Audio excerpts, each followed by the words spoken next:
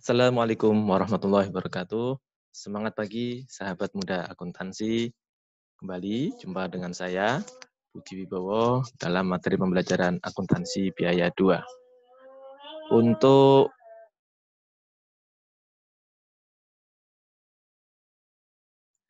Untuk kesempatan kali ini, saya akan mengajak sahabat muda akuntansi membahas soal standar costing ya, yang berasal dari ujian tengah semester tahun-tahun sebelumnya ya. Kunci jawaban ini, pembahasan soal ini disiapkan oleh Bapak Qodirin ya. Saya tambahkan beberapa bagian penting saja. Saya coba sampaikan kepada teman-teman, sekaligus mereview materi berkaitan dengan standar costing. Jadi kalau kita bicara standar costing, itu berarti bicara mengenai kebijakan sebuah perusahaan untuk menyusun standarisasi biaya dalam proses produksi barang. Ya. Tujuannya buat apa? Kita tahu salah satunya adalah ingin mengukur efisiensi di tiap-tiap divisi maupun tiap-tiap bagian atau departemen. Kemudian untuk menghitung cost daripada produk per unit, dan juga yang tidak kalah pentingnya adalah untuk menyusun perencanaan yang baik di dalam rencana produksi ke depan. Nah, tapi kita perlu ingat bahwa namanya standar costing ini tentu saja akan menimbulkan sebuah dilema. Sebenarnya nanti yang kita catat ya, yang kita kapitalisasi sebagai aset ya, sebagai nilai aset di persediaan itu nilai yang mana? Ya, ini yang sering menjadi diskusi buat kita ya. Dan terus kalau ada selisih antara standar yang ditetapkan perusahaan dengan biaya aktual yang dikeluarkan, selisih ini akhirnya akan dikemanakan. Nah, itulah yang kita sebut dengan varian yang selama ini sudah kita diskusikan dalam 2 kali pertemuan ya.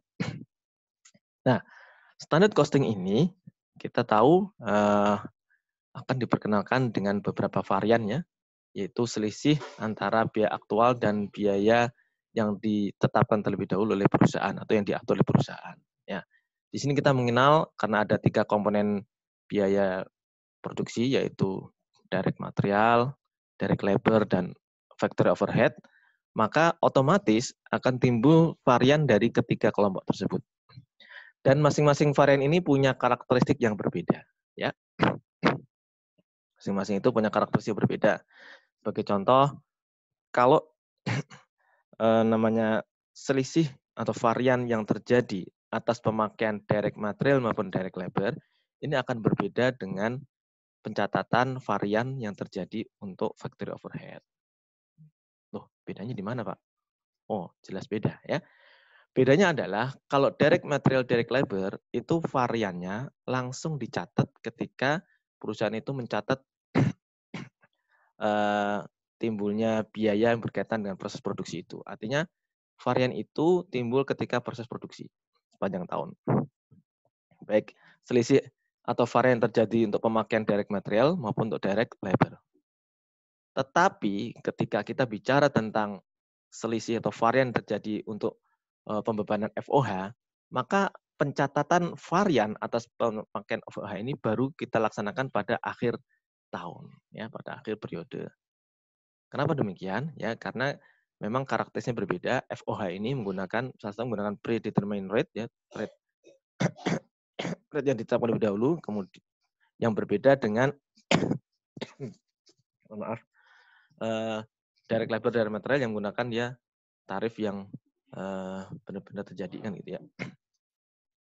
Sehingga dia baru akan timbul FOH variannya itu di akhir tahun. Dan pada akhir tahun juga langsung ditutup, dibebankan kemana? Tergantung kebijakan ya, apakah variannya nanti untuk FOH itu material atau tidak. Kalau dia material, dia akan dibebankan ke persediaan. Kalau dia tidak material, akan dibebankan ke COGS.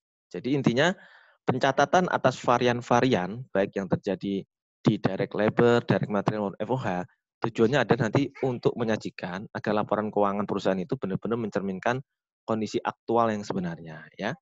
Sehingga kita akan tahu nih bahwa benar biaya-biaya yang diakui oleh perusahaan sebagai COGS itu berapa, yang diakui sebagai persediaan akhir itu berapa, ya. Yang diakui sebagai beban-beban perusahaan biasa itu berapa. Itu akan terlihat dari laporan keuangan manakala pembebanan kita atas varian ini tepat dilakukan. Ya.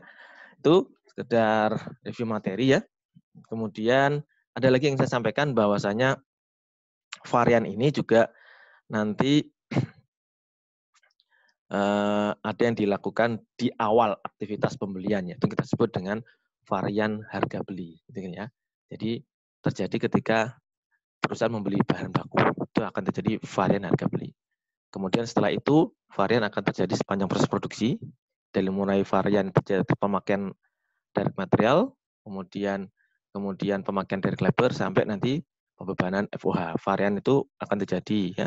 Jadi varian itu akan terjadi dari awal aktiviti, kemudian di tengah-tengah proses produksi maupun di akhir tahun gitu ya. Nah, mari kita lihat soal ini bahwa sebuah perusahaan taruhlah namanya Rialto Manufacturing Corporation atau RMC, itu adalah sebuah perusahaan yang manufaktur ya, membuat barang-barang furniture berbahan dasar kayu ya. Perusahaan ini relatif baru setahun beroperasi, dan untuk memonitoring biaya produksinya, perusahaan ini menggunakan job cost sheet ya. Kita tahu ya, seperti job order itu berarti produknya spesifik ya, buat customize pelanggannya ya. Dan melakukan pencatatan dengan standar costing. Manajemen perusahaan melakukan analisis varian dengan lebih rinci untuk membuktikan ada tidaknya sih inefisiensi terjadi di dalam periode tertentu kan gitu ya. Kebetulan di soal ini dia ingin mengetahui nih analisis varian yang terjadi di bulan Februari 2019 ya. 2019. Oke.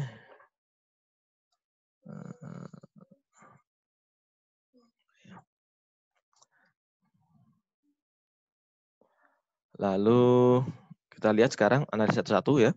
Karena ini terbagi menurut 3 kelompok, direct material sendiri, kemudian direct labor sendiri, dan overhead sendiri, dan masing-masing nanti ditanya variannya, maka saya pembahasannya adalah tiap-tiap kelompok langsung saya bahas untuk menjawab pertanyaannya.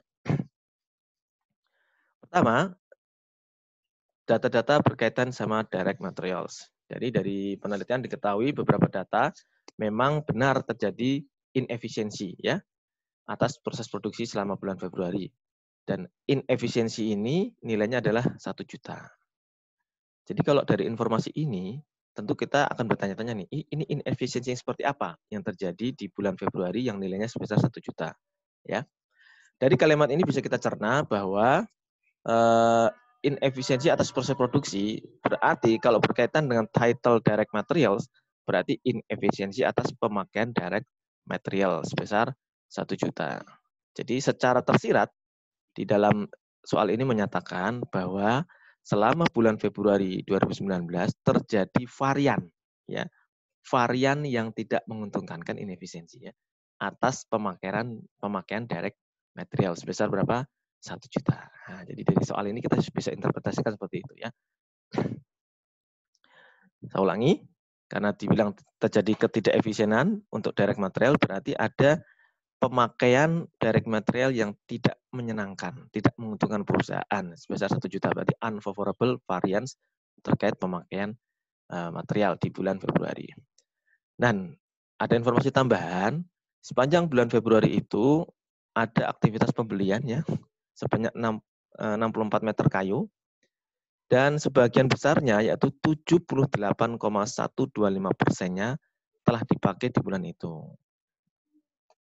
Ini kalau 78,125% ini kira-kira berapa persen? Berapa per berapa? Ayo coba dipikir. Ini kan kalau kayak gini-gini bisa per 8 ini ya. Apakah dia 5/8 atau 6/8? Nah, gitu nanti dihitung-hitung ya. 6/8 jelas ngeluarin, kalau 6/8 dia 3/4, 75% ya. Jadi di atas 6/8. Di atas 6/8 ya, di atas 3/4. Oke, harga beli kayu dianggarkan pada awal tahun adalah 100.000 per meter. Ya, ini kita sebut dengan standar rate untuk price pembelian kayu. Sementara yang 64 meter ini adalah aktual quantity pembelian kayu, dan sebagian besarnya yaitu 78,125% adalah aktual yang usage yang dipakai. Ya. Kemudian sepanjang Februari perusahaan juga telah membayar lunas semua pembelian material. Jadi pembelian material nilainya adalah 6.080.000, ini adalah biaya aktual atas pembelian direct material. Pada saat pembelian perusahaan mencatat adanya varians Dan di akhir periode varian tersebut akan disesuaikan atau di-adjust. Diketahui bahwa perusahaan tidak memiliki saldo awal material. Nah, dari sini jelas ya, informasi-informasinya ini bisa kita olah untuk menghitung ada tidaknya sih inefisiensi dalam perusahaan. Dan kita lihat terkait direct material ini, pertanyaannya apa di soal ini? Langsung kita tarik ke bawah.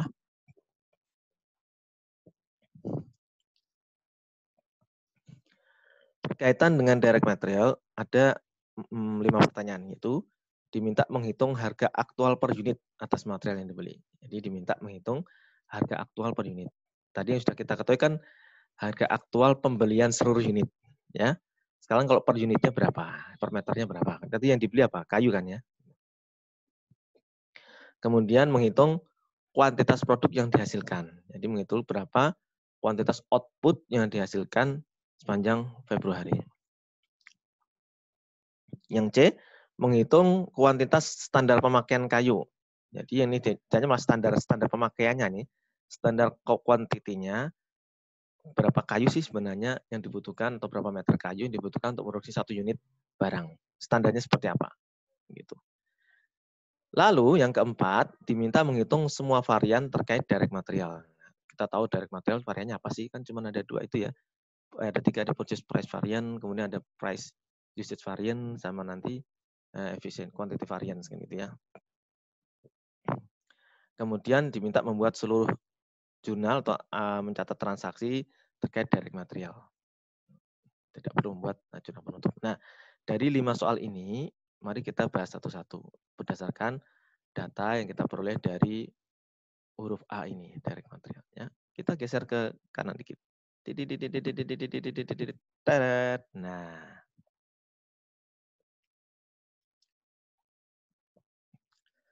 tadi beberapa data penting yang kita peroleh dari butir A adalah harga aktual, yaitu harga aktual pembelian direct material, yaitu nilainya 6.080.000. Oke, ini saya warnain dulu. Set. Nah, 6.080.000. Yang dibeli adalah 64 meter kan gitu ya. 64 meter ya. Sehingga dari sini kita tahu nih harga aktualnya berapa per unitnya, yaitu 6.080.000 dibagi dengan 64 meter. Artinya harganya adalah 95.000 per meter. Ini ya, kita tulis ini per meter. Ketahuan ya, gampang ya. Gitu aja. Oke, yang A gampang. Lalu yang huruf B ya, masih yang terkait dengan direct material ya. Pertanyaan berikutnya kan kuantitas produk yang dihasilkan di bulan Februari. Berapa kuantitas produknya? Kita tahu yang apa namanya? Aktual yang dipakai. Coba kita lihat geser sini ya. Ya teman-teman lihat lagi bahwa aktualnya yang dipakai adalah ini. Penggunaan kayu 1 unit menghasilkan membutuhkan 2,5 meter. Oke. Jadi 1 unit secara aktual butuh 2,5 meter. Kemudian persentase pemakaian bahan bakunya adalah 78,125% dari mana? Dari angka 64 meter yang dibeli ini kan gitu ya. Sehingga kita kali ini kuantitas yang dibeli kan ini ya. Tuh 64. 78,125% kali 64 menghasilkan berapa aktual yang digunakan di bulan Februari, yaitu 50 ya. Ya, 50 dari mana nih Pak? Ini. Teret tuh. Persentase pemakaian kali kuantitas material yang dibeli sama dengan aktual yang dipakai. 50 meter. Oke.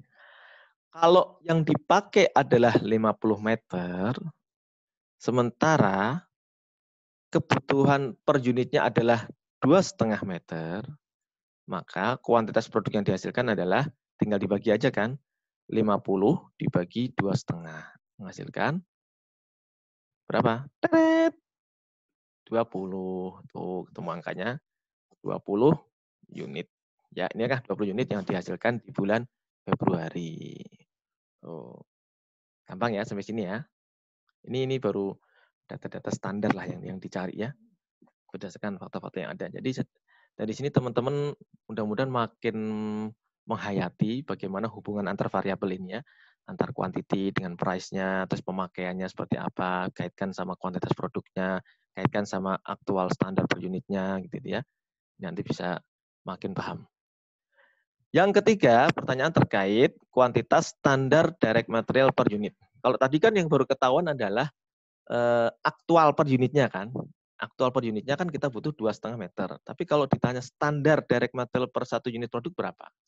Nah, dari sinilah kita menggunakan rumus inefisiensi atau rumus varian. Ya, tadi di soal disebutkan bahwasanya terjadi inefisiensi terkait sama direct material, yaitu pemakaian direct material adalah 1 juta. Ya, ini ya. Artinya 1 juta ini adalah varian terkait quantity, terkait quantity pemakaian. Maka kita sebut di sini inefisiensi terkait quantity variance. Ya. Yang namanya quantity variance berarti adalah selisih kuantitas antara kuantitas aktual dengan kuantitas standar dikalikan dengan tarif aktualnya atau maaf dikalikan dengan tarif standarnya, harga standarnya ya. Jadi saya ulangi, yang namanya quantity varian adalah kan namanya juga quantity. Jadi varian adalah varian atas kuantitinya ya. Aktual quantity dikurangi dikurangi standar kuantitinya dikalikan harga standar sama dengan quantity variance. Nah, dari sini tinggal kita masukkan saja nih angka-angka yang sudah ketahuan dari soal apa. Pertama, kuantiti aktualnya tadi berapa sih? Oh, dapat dari sini, Pak.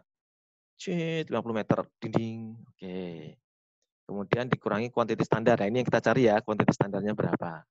Dikalikan harga standarnya berapa? 100.000 per meter. Kalau ini kan harga aktual nih, harga standarnya ada di soal tadi 100.000 per meter ya. Kalau nggak percaya kita lihat. Geser dulu mana harga aktualnya, harga standarnya. Ini 100.000 ada nggak di sini tadi? Ayo. Ada nggak nih? Teret. Tuh, dianggarkan 100.000 per meter. Ya, jelas ya. Dari rumus ini, kita sudah masukkan angka-angka yang diketahui. 50 dikurangi kuantiti standar, dikalikan 100.000 sama dengan 1 juta. Sehingga dengan pakai rumus aritmetik, kita bisa ketahui bahwa 100 jutanya, 100.000 masuk ke sini tinggal 10 gitu ya. 1 juta bagi 100.000 sama dengan 10. 50 kurangi kuantiti standar sama dengan 10. Jadi kuantiti standarnya adalah 50 dikurangi 10 sama dengan 40. Inilah kuantiti standarnya. Maka kalau kita balikkan, ya kita kembalikan dengan rumus awalnya, aktualnya 50, standarnya 40, ada selisih 10 unit quantity pemakaian direct material. Dikalikan harga standar 100.000, balik ke angka inefisiensi 1 juta. Ini adalah unfavorable. Misalkan dia karena inefisiensi maka dia unfavorable. Jelas sampai sini ya, Mbak? Mas. Ini adalah 40 itu 40 meter standarnya, ya. Tapi kan kita tahu nih, yang dihasilkan berapa sih? Yang dihasilkan kan 20, ya. 20 unit. Berarti kuantitas standar direct material per satu unit produk adalah, tinggal dibagi ada kan, tiring. Dibagi ini ya, 40 dibagi 20. Karena menghasilkan 20 ya. Jadi standar per unitnya adalah 2 meter. Tuh, gampang tuh ya. Jadi dari soal yang inefisiensi ini ternyata bisa kita kembangkan, kita bisa nyari standar kuantitinya, kita bisa nyari standar kuantiti per unitnya, yaitu 2 meter. Aktualnya kan 2,5. Gampang ya Mas, Mbak? Oke. Kita lanjut ke pertanyaan direct material berikutnya berkaitan dengan varian-varian lain, yaitu pertama material purchase price variance. Namanya juga material purchase price variance atau material purchase rate varian gitu ya. Jadi terjadinya varian atas selisih harga beli. Jadi kalau namanya material purchase price berarti ya harga belinya yang beda antara standar atau antara anggaran, antara estimasinya dengan aktualnya. Maka di sini kita selisihkan nih harga aktual per meter dikurangi harga standar per meter ya. Dikalikan unit aktual yang dibeli 64 meter kali selisih antara harga aktual 95 kurangi 100.000. Nah, dianggarkan 100.000, dibeli 5.000 per meter. Ini selisihnya menguntungkan atau tidak? Pasti menguntungkan, karena kita bisa hemat 5.000 per meter. Dikalikan 64 meter, menghasilkan 320.000, selisihnya adalah favorable, menguntungkan. Ya, oke, ini material purchase price varian. Nah, dengan cara yang sama, kalau kita diminta mencari material price usage varian, artinya adalah berapa sih selisih tarif ya atas pemakaian direct materialnya. Jadi ini rumus yang di atas ini tinggal dibawa ke bawah kan, set harga aktual dikurangi harga standar per meter, kalikan apa? Karena berkaitan sama usage pemakaian, berarti ini tidak lagi 64 tapi 50 ya. Kalikan minus 5.000 ini sama dengan 250.000. Ini selisihnya juga favorable, menguntungkan buat perusahaan. Nah, kita lanjut varian ketiga dari material adalah material inventory varian. Yang namanya material inventory variance adalah berarti ada sisa nggak sih di akhir tahun itu atau di akhir periode itu sisa materialnya. Kalau ada sisa material kan berarti ada suatu cost yang perlu kita alokasikan untuk merawat. Ya. Jadi ada inefisiensi di sana. Sayang kan ya, kan kita pengennya tuh di gudang tuh persediaan akhirnya bersih, dipakai semua. Ternyata kita membeli unitnya 64 meter, dipakai hanya 50 meter, sehingga masih ada sisa 14 meter. Dikalikan harga standarnya 100.000, nah kira-kira menguntungkan atau tidak? Tidak menguntungkan, karena kita menyisakan direct material yang tidak terpakai senilai 1.400.000. Tuh, Bang ya. Kemudian berkaitan dengan material quantity variance, ini berarti berkaitan dengan proses produksinya, ya. Yang dipakai aktualnya berapa, kemudian kuantitas standarnya berapa, dikalikan harga standar ya. Kita tahu ya, yang dipakai 50, yang standarnya harusnya 40 kali 100.000, maka hasilnya adalah 1 juta. Ini kan sebenarnya yang tadi nggak usah dihitung lagi kan, sebenarnya material quantity varian ya sudah ada di atas ini. Gitu loh. Ini sama ini kan sama ya. Sama ini kan sama. Oke, saya giniin aja ya. Biar. Oke, ini sama ini sama.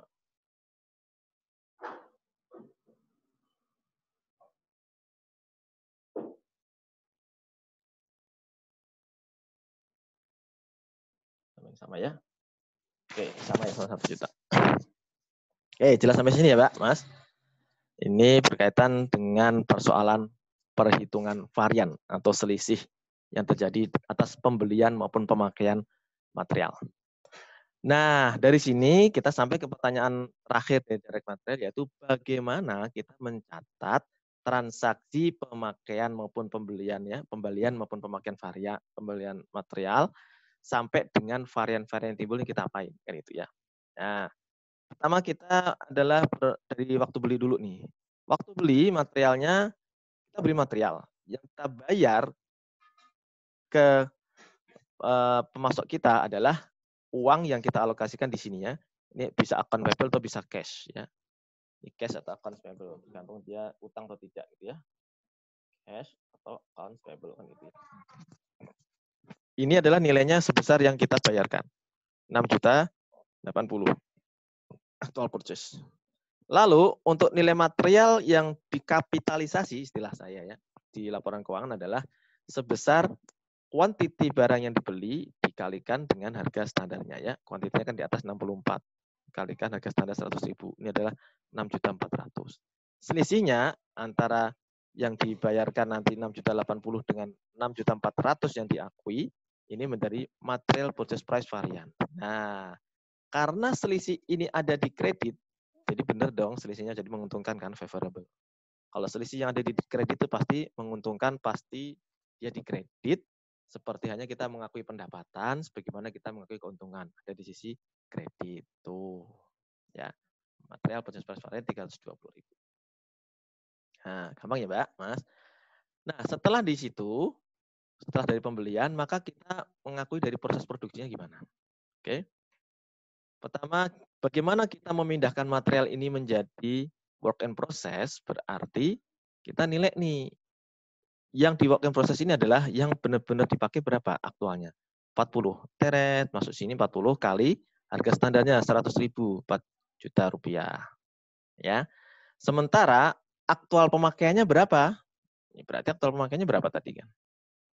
Kan aktual pemakaiannya adalah ini ya, 50 aktual kali harga standarnya juga 100.000 ya, 5 juta. Sehingga selisihnya tadi material quantitative invariant atau namanya inefisiensinya tadi sebesar 1 juta. Nah, terbukti kan dia ada di sisi debit, berarti selisihnya selisih yang tidak menguntungkan. Sebagaimana kita mengakui beban di sisi debit, sebagaimana kita mengakui kerugian di sisi debit. Tuh, tahuan ya Mbak, Mas, material quantitative variance. Inilah mengapa saya tegaskan bahwa pencatatan varian berkaitan sama material itu langsung dicatat, dilakukan bersamaan dengan proses produksi, ya catatannya. Nanti berbeda dengan FOH. FOH nanti belakangan ketika di akhir tahun. FOH variannya ya. Nah, dari sini kan ini ada dua varian, ada material purchase price varian, ada material quantity varian, berarti yang dari quantity varian ini sebagian harus dipindahkan ke material price usage varian kan gitu. Karena tadi kan material price usage variannya kan 250.000 ya. Selisih antara aktual harganya, ini kan selisih antara harganya ya, dikalikan dengan aktual pemakaiannya ya. Oke, di sini ada 250.000, maka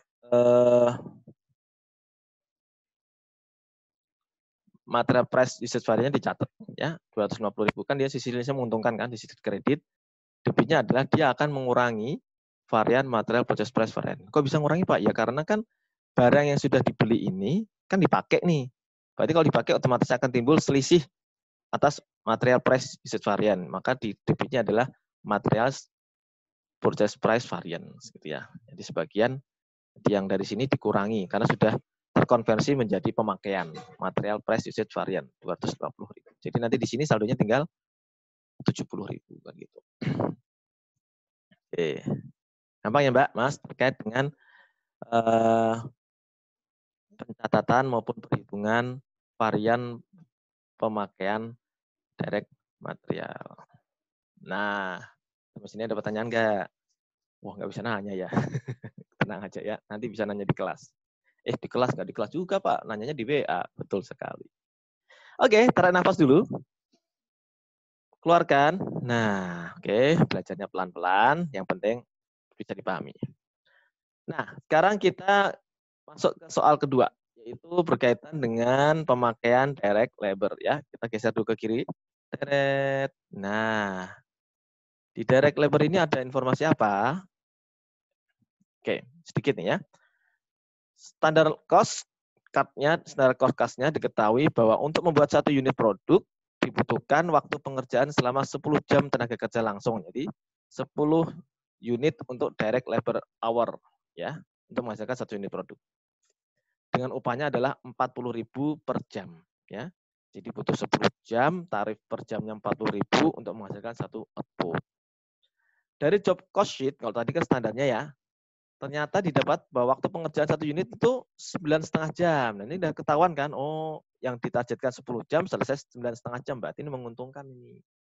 Secara lamanya waktu itu menguntungkan ya. Tapi upah yang dibayarkan lebih tinggi dari standarnya, yaitu 40.500. Ya, ini berarti terjadi rate yang tidak menguntungkan. Seluruh upah untuk karyawan ya, belum semuanya belum dibayarkan, berarti ini masih terutang. Nanti jadi payroll payable gitu ya, atau dari wages payable gitu. Nah, dari data ini kan gampang ya, ada informasi tentang tarif standar dan tarif aktual, ada informasi tentang jam standar dan jam aktual pemakaian tenaga kerja langsung. Dari sini gampang, langsung diminta apa nih? Kita lihat di bawahnya. Soalnya apa terkait sama direct labor ini?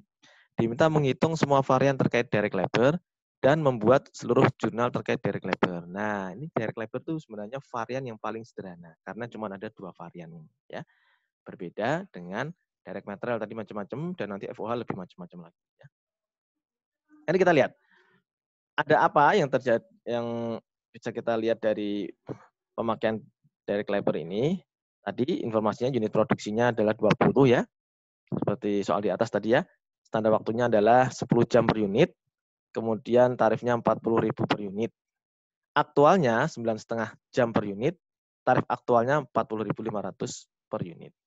Jadi kalau kita diminta menghitung yang pertama adalah labor rate variance, artinya varian atas berapa tarif upah yang dibayarkan. Ya, berarti kan selisih atas tarif upah nih. Tarif upah aktualnya adalah 40.500, standarnya 40.000 per jam, dikalikan waktu aktualnya. Nah, itu gitu waktu aktualnya gimana, Pak? Tirit. Nah, itu aktualnya kan gini, oke? Unit yang dipakai adalah 20, waktu yang dipakai aktual adalah 9,5 jam per unit. Sehingga ketemulah angka teret 190.000. 190 per unit ya. Oke, ini saya panain ini biar teman-teman paham angkanya dari mana ya. Teret dari sini. Ya, kemudian dari mana lagi? Dari sini Pak, 9,5 ya. 9,5 dikalikan 20 sama dengan 990 ya. Kali selisih tarif upah menghasilkan angka 95.000, pasti unfavorable karena membayar lebih tinggi gitu ya. Tapi kalau kita ditanya yang kedua labor efficiency varian, berarti varian atas waktu penyelesaian ya. Standarnya adalah standarnya tadi adalah 10 jam, tapi bisa selesai 9,5 jam kan gitu. Berarti dikalikan dengan unit produksinya, waktu aktualnya adalah 190, standarnya adalah 200. Oke, dikalikan tarif standarnya 40.000, maka menghasilkan 400.000 varian yang favorable. Artinya ada efisiensi pemakaian tenaga kerja itu adalah sebesar 400.000. Tuh, selesai deh perhitungan varian berkaitan dengan direct labor. Nah, setelah menghitung-hitung varian ini yang cuma 2 item, kita diminta mencatat pemakaian direct labor. Gampang. Pertama, payroll pada cash. Ini harusnya bukan cash ya Pak Kotirin ya. Ini kan karena belum dibayar ya. Ini lihat ya tadi soalnya kan belum dibayarkan semua ya. Dia harusnya wage. Payroll payable ya atau payroll payable atau wages payable ya. Nah, kan bilangnya belum dibayar. Ya. Berapa yang terutang adalah benar-benar yang aktual yang dipakai, yaitu di sini, maaf, ini ya. Nah, 190 jam kali tarif aktualnya. Inilah benar-benar yang dibayarkan ke pekerja. Ya, payroll. Oke. Ya, tahu ya. Ah, dari situ. Oke. Mengakui utang upah. Nah, lalu berapa Pak dari nilai direct labor itu yang dibebankan menjadi work in process?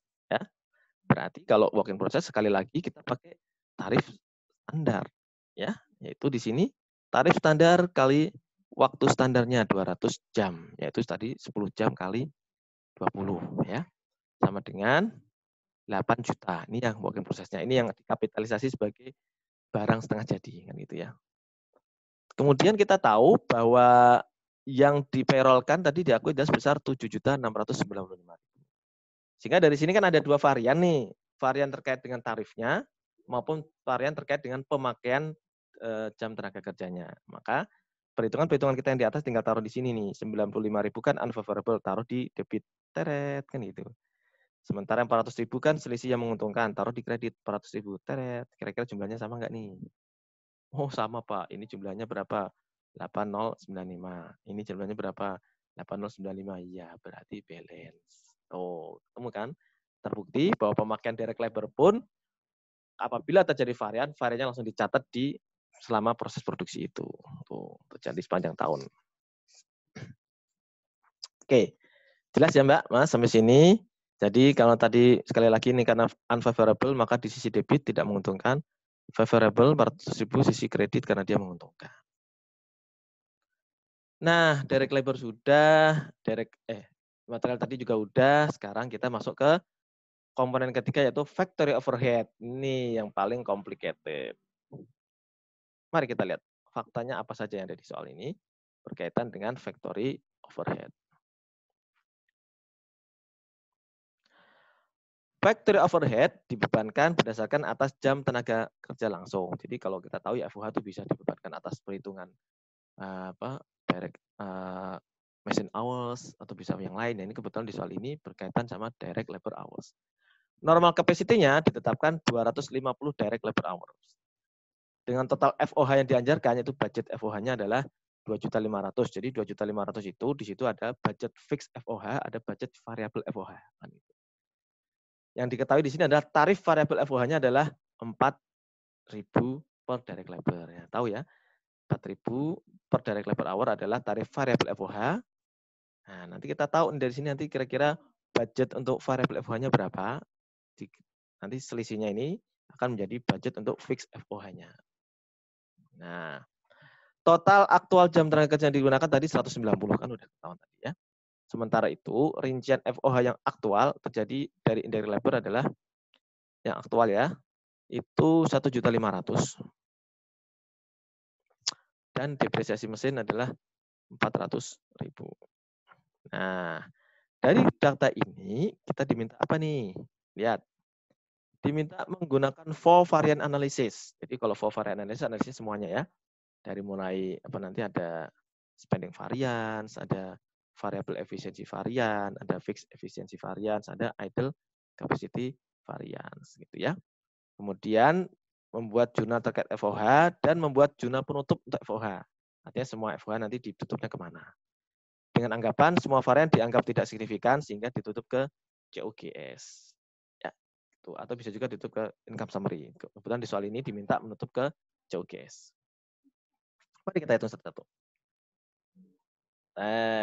Dah, ini dia faktanya.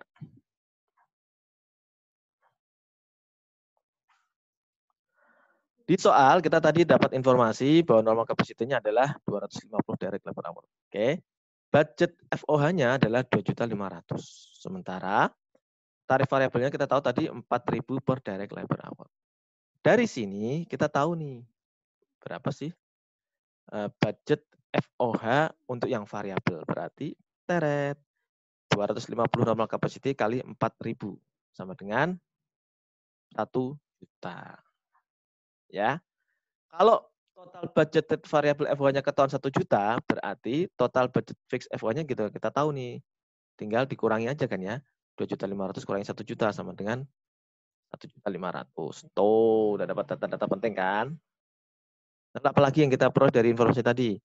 Waktu aktual FOH-nya 190. Oke.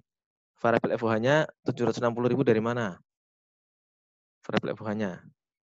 Ya. Dari tarif variabel ya. Tarif variabel ya.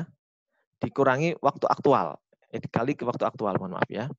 Tadi waktu aktualnya 190, variabel tarifnya adalah 4.000, tinggal kita kali 190 kali 4.000 sama dengan 760.000. Tuh, variabel FOH. Ya. Kemudian fix FOH-nya adalah tetap 1.500.000. Dari sinilah kita dapat angka budget allowance based on actual hours. Nah, ini gunanya buat apa? Nanti buat menghitung spending varian salah satunya ya. Jadi kalau budget allowance based on actual kan kita tahu ya bahwa fixnya adalah sesuai dengan anggaran, sementara variabelnya berkaitan dengan aktual pemakaian. Sehingga ini 2.260.000. Baik. Kemudian ada data tadi indirect labor 1.500.000, depresiasi mesin 400.000, sehingga aktual FOH-nya, nah ini kalau sehingga dari sini kan kita anggap bahwa depresiasi mesin dan indirect labor ini adalah merupakan aktual FOH. Ya, 1.900.000. Oh. Ya. Mari kita hitung satu-satu. FOH 4 varians. Pertama, spending variance. Namanya spending varian berarti sebenarnya seperti hanya price varian. Yang divariankan sebenarnya apa sih? Tarifnya kan gitu. Ya. Jadi, ini kan 190.000, mohon maaf, 1.900.000 itu adalah apa tadi? Aktual FOH. Aktual FOH dari mana sih? Dari, ini kebetulan dia pakai ini ya, indirect labor depreciation mesin. Sebenarnya harusnya bisa ditarifkan pakai predetermined rate, tapi kebetulan di sini soalnya adalah pakai indirect labor sama depresiasi mesin. Kemudian budget allowance actual hours-nya adalah 2.260.000. Sehingga ada selisih sebesar 360.000 yang favorable. Kenapa dikatakan favorable? Kita sudah targetkan atau alokasikan 2.260.000, tapi yang aktual kita keluarkan hanya 1.900.000, sehingga ada penghematan sebesar 360.000. Ini spending variance. Tuh. Jelas ya, Mbak, Mas? Lanjut. Oke. Variable efisiensi varian. Namanya juga efisiensi varian berkaitan dengan variabel, berarti kita ngitungnya adalah tarif variabel FOH-nya saja ya. Tarif variabel FOH tadi berapa? 4.000 dikalikan selisih waktu aktual pemakaian 190 jam direct labor dikurangi dengan standar waktu direct labor aktualnya adalah standarnya adalah 200 jam, sehingga ketahuan 4.000 dikalikan minus 10 sama dengan 40.000 favorable. Jadi variabel efisiensi varian artinya apa? Untuk pemakaian FOH yang variabel terjadi penghematan sebesar 40.000. Karena kita anggarkan 200 jam, yang bisa dipakai cuma 190, kalikan tarif variabelnya 4.000 sama dengan 40.000. Tuh, ada penghematan 40.000. Gampang ya? Berikutnya adalah fixed efisiensi varian. Namanya juga fixed efisiensi varian, berarti fixed FOH-nya yang kita variankan, yang kita selisihkan. Ya. Tarif fixed FOH-nya 6.000, waktu aktualnya ini ya, 190 kurangi 200, kali tarif fixed FOH-nya 6.000. Dari mana Pak bisa tarif FOH 6.000? Ini dari dulu, dari tadi. Ini lihat, tarifnya dari mana? Ini ya, 250 ya, dibagi dengan apa? Enggak, ini dari mana? Dari 1.500.000 budget fix FOH-nya dibagi normal capacity 250 sama dengan 6.000 liter FOH ya. Dikalikan selisih waktu direct labor hour pemakaiannya menghasilkan 60.000 favorable gitu. Itu yang kita sebut dengan fixed efisiensi varian. Nah, nanti kalau Anda diminta yang apa namanya varian tiga varian yang modified ya, alternatif, berarti ini tinggal digabung kan ya. Efisiensi varian berarti variabel efisiensi varian ditambah fixed efisiensi varian. Sehingga 100.000 gitu ya. Oke, gampang. Berarti yang terakhir tinggal menghitung idle capacity variance. Ya. Kalau idle capacity variance itu berkaitan dengan fixed FOH-nya. Sekali lagi berkaitan sama fixed FOH. Tapi fixed FOH-nya sekali ini bukan membandingkan antara waktu aktual dengan waktu standar, tapi membandingkan antara normal capacity dengan waktu aktual. Ya.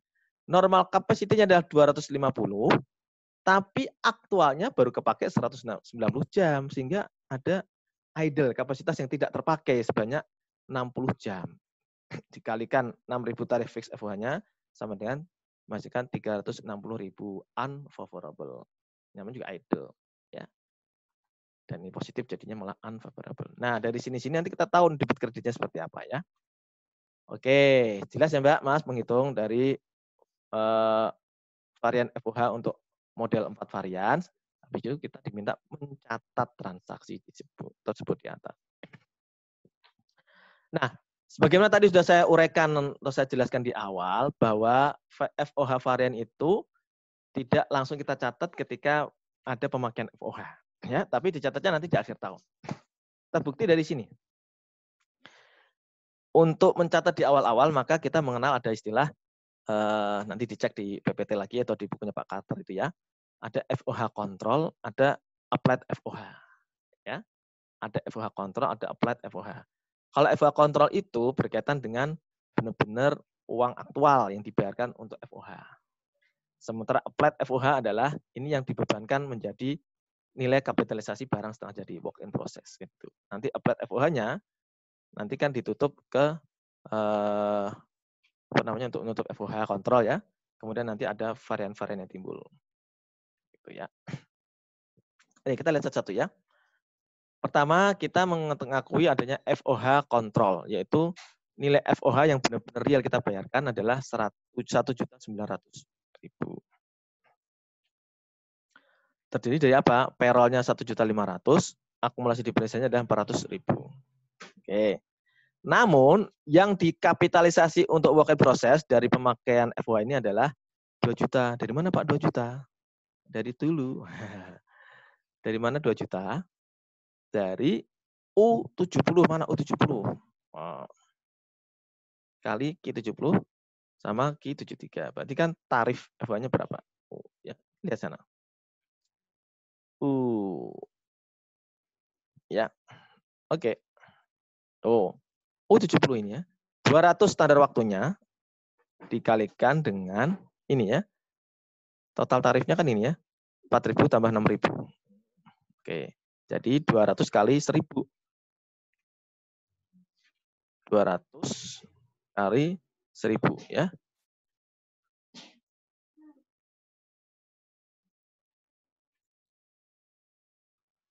Oke. Sama dengan berapa nih? 1 juta, 2 juta? Oke, betul ya, 2 juta. Kemudian ini kan jadi work in process nih. Berarti inilah yang akan menjadi applied FOH-nya kan. Applied FOH-nya 2 juta. Padahal tadi kan yang kita masukkan sebagai pembayaran pembebanan FOH yang aktualnya kan 1.900.000 nih ya. Maka dari sini kita iniin dulu nih. Applied FOH-nya 2 juta nih. Oke. Kemudian di sini applied FOH-nya 2 juta ini untuk menarik ini ya ke FOH kontrol 2 juta. Sehingga kan FOH kontrolnya kan masih ada berapa? Atau ada selisih FOH kontrol yang sebesar 100.000 ya. Karena yang dibebankan ke work in process itu 2 juta, tapi yang keluar realnya ada 1.900.000 kan gitu. Maka FOH kontrol masih ada lagi nilai 100.000 di sisi debit ya, supaya jumlahnya nanti tetap jadi 2 juta. Balik ke tetap apa namanya? 1.900.000 kan gitu ya. Oke, ini kan tadi FOH kontrolnya sudah kita kredit 2 juta, sehingga masih ada selisih antara yang dicatat awal 1.900.000 dengan FOH kontrol yang dibebankan untuk menjadi applied FOH-nya 2 juta. Nah, ini ada nilai 100.000 di sisi debit ya. Maka dari 100.000 ini kita langsung tahu nih. Hitung variannya gimana, Pak? Tinggal varian-varian tadi yang timbul masukin sini semua ya. Tadi apa yang timbul? Ada idle capacity variance di sisi debit ya. 360.000. Kemudian sisi kreditnya apa aja? Ini ada spending variance, ada variable efficiency variance, ada fixed efficiency variance semuanya. Oke. Totalnya sama enggak nih? 460, Pak. Ini 460.000 juga, sama kan? Oh. Ini baru lah kita mengakui adanya variance. Itu. Jadi FOH kontrolnya kita tutup di sini ya, kita tutup di varian-varian ini. Ya. Ada satu varian yang unfavorable, ada 3 varian yang favorable sebagaimana hitungan kita di atas ini. Tuh, ya. 3 favorable, 1 unfavorable. Nah, karena diminta bikin jurnal penutup, maka varian-variannya ini kita tutup. Kita tutup kemana, Pak? Kita tutup ke COGS karena dianggap tidak signifikan. Berarti yang tadinya di sisi kredit ada di sisi debit. Yang tadinya ada di sisi debit ada di sisi kredit. Selisihnya kemana? COGS. Berarti 100.000 ini kan dianggap apa? Kalau di sisi kredit. Menambah atau mengurangi COGS? Mengurangi COGS. Betul sekali. Nah, jadi secara umum kan sebenarnya menguntungkan ya. Tadi selisih varian yang dikreditkan tadi 460.000. Ada satu lagi 360.000 di sisi debit. Berarti ada selisih 100.000 ini menguntungkan sebenarnya. Maka mengurangi COGS berarti akan menambah laba kotor. Ya. Demikian ya teman-teman semua ya. Bagaimana cara kita menyelesaikan maupun memahami soal. Jadi yang penting teman-teman pelan-pelan aja memahami soal, jangan panik. Jangan terlalu panik ketika melihat soal yang tulisannya banyak. Sebenarnya bisa kita uraikan sedikit-sedikit melalui data-data seperti ini ya. Sehingga teman-teman pakai logika saja, sebenarnya ini rumus nggak perlu diapalin. Kalau pakai logika, kalau varian rate, varian price berarti yang selisihnya adalah tarifnya. Kalau varian pemakaian berarti kuantitinya. Kan situ aja sebenarnya ya. Favorable atau tidak favorable tergantung apakah dia melebihi atau di bawah anggarannya seperti itu. Demikian ya Mas, Mbak, pembahasan mengenai soal standard costing. Mudah-mudahan bisa menambah bekal buat teman-teman untuk kuis maupun untuk ujian 2 pekan lagi. Demikian, salam sehat selalu untuk sahabat muda akuntansi dan semangat pagi. Assalamualaikum warahmatullahi wabarakatuh.